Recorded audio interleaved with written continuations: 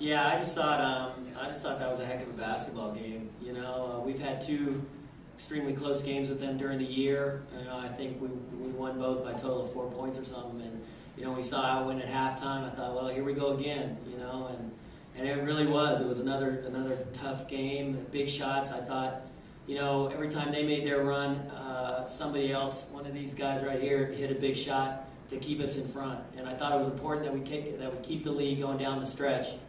And like I said, it seemed like big shot after big shot. You know, they would hit one, we would hit one. But you know, I'm really proud of my guys right here that, you know, and everybody in the locker room for hanging tight and hanging tough and you know, gutting this one out. It's a big win for our program. First time the Vandals have ever won a game in the tournament here. And so, you know, Charlotte's capping off her senior year with another first, and I think that's awesome for her and for everybody to have a taste of success here at the tournament.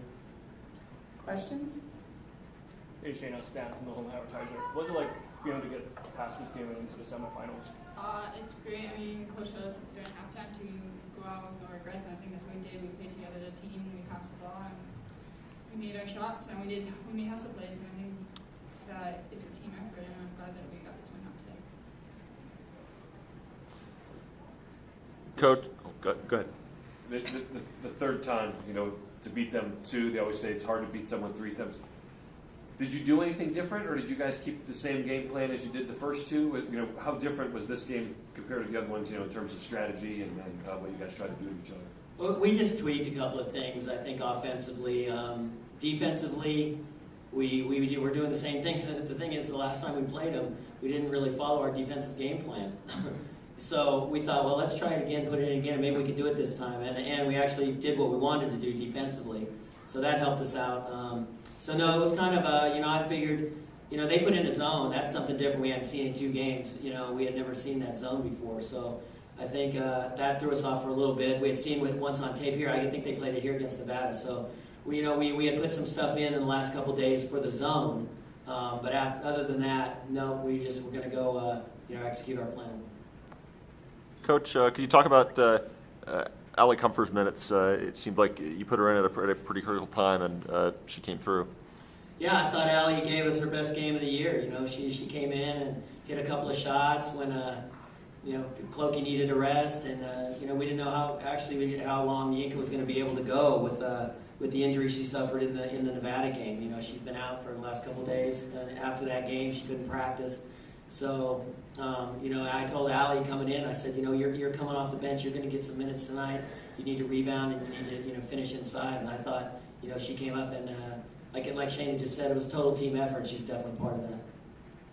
For the players, you guys came to the WAC season with just 2 wins. What happened in the past couple of months to put you in a position where you're now in the WAC semifinals? Well, I think we really started to play as a team, you know. In the beginning of the season, we were kind of trying to fill out how we were going to play together, you know, what role each person was going to take. And I think we finally put our own selfishness aside and realized, you know, as a team, we need to come together and execute as a team. And I mean, from then, we've been able to get through and play a lot stronger together. Charlotte, you've been a 4-year starter at the Vandals program. What does it mean for you to take the team to its first semifinals in the WAC?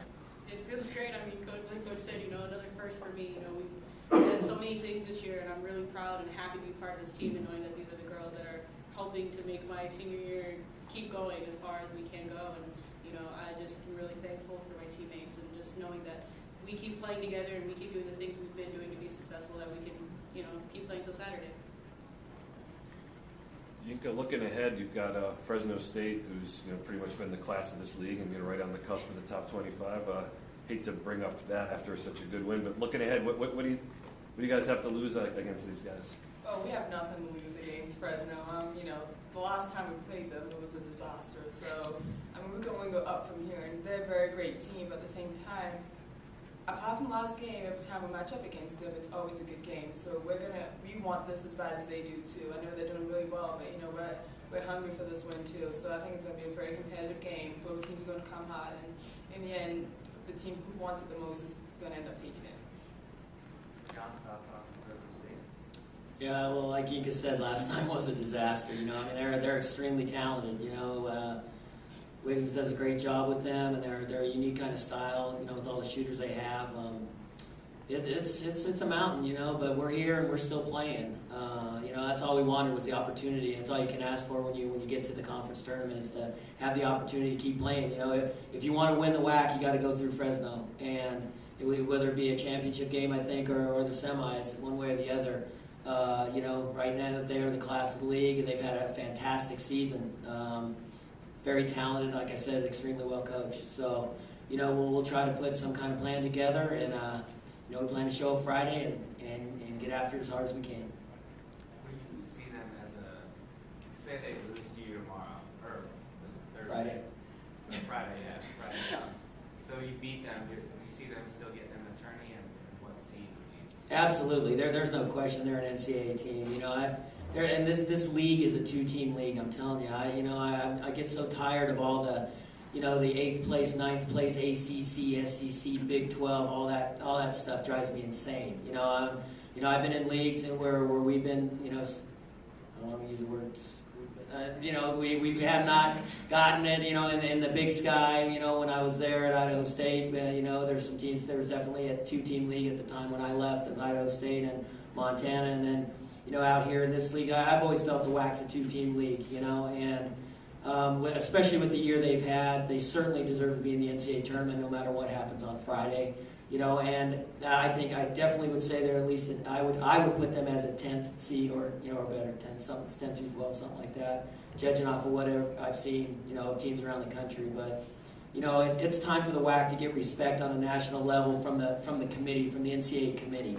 They really need to step up and understand that good basketball is played out west of the Mississippi. It's not all back there. And, you know, like I said, I'm tired of that committee snubbing the teams out here. And they need to step up and understand there's good basketball played out here. I mean, New Mexico State beat Kansas, you know, and other teams in there, and they're all getting talked about being bubble teams and everything.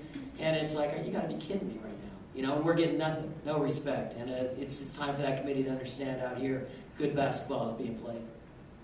Shaena, what was the final minutes of the game like? It was going back and forth the entire way. It was kind of stressful because we weren't hitting our free throws, and we really need to capitalize on what they're giving us. I mean, they foul us, so we have to make them pay for it, and I think that's what hurts the most. But we kind of just calmed down, played together, got out to their shooters, and made them rush their shots. And when they were rushing, they weren't hitting anything, and we just capitalized on the rebounds and did what we had to do at the end to pull out this win. Last question. Coach, I thought Bianca Cheever made a sort of almost maybe the shot of the game with, you know, 2 seconds left, I think, in the first half. We saw something we haven't seen a lot from her, and that's, she, you know, had the open 3 look, but passed it up and drove in and got that little baseline J with about 2 seconds left. Yeah, shot at the end of the half. Yeah. Yeah, it was a good shot. You know, we were talking about shot faking those guys on the perimeter because they like to leave their feet, and you know, she did a good job with that. We got the ball down the floor and got a good look, gave us some good momentum going into halftime because they had kind of taken control of. Obviously, the start of the game was horrible for us, but you know, I thought our run to tie the game at 9 kind of got everybody back, you know, on an even keel, and the nerves were gone, and then it was just you know, good old-fashioned slugfest from then on in.